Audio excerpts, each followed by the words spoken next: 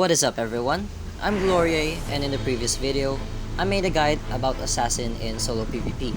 If you haven't watched that yet, I'll put the link down below. And as some of you guys requested, it's time for me to make a Thrasher guide as well. I'll be sparring with my friend Kenny, who also has a YouTube channel. If you want to check him out, I'll put his channel link in the description below. Thrasher is undeniably one of the best and most used class in Frostborn. What makes it so strong is due to its high crit damage and many stun abilities, making it the perfect class for initiating battles. Thrasher can be a nightmare for any class if they don't use a dispel. In my experience, Thrasher is good for solo and family PvP but not in clan PvP.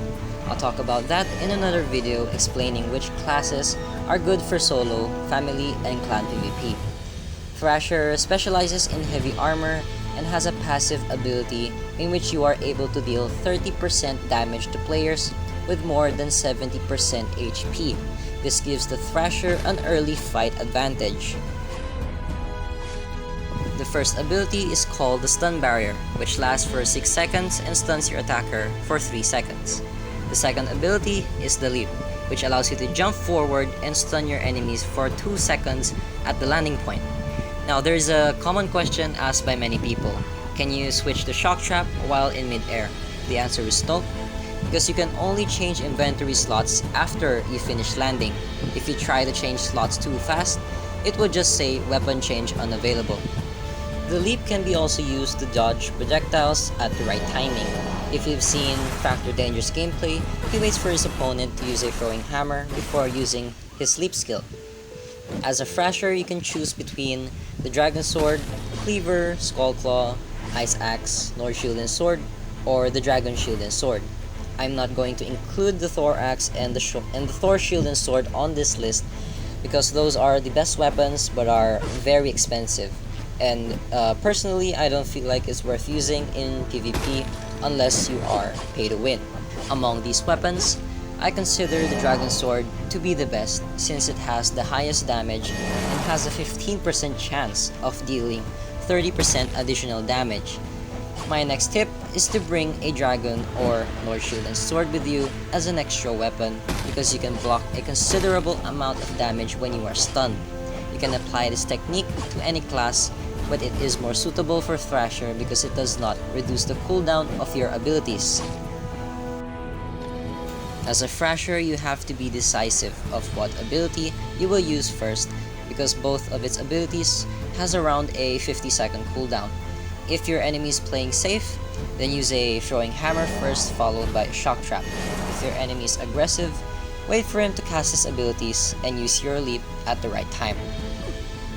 You also have to know your enemy's playstyle, and in this case, I've been with Negan, or rather Kenny, for a long time, and I've gotten used to his playstyle and habits.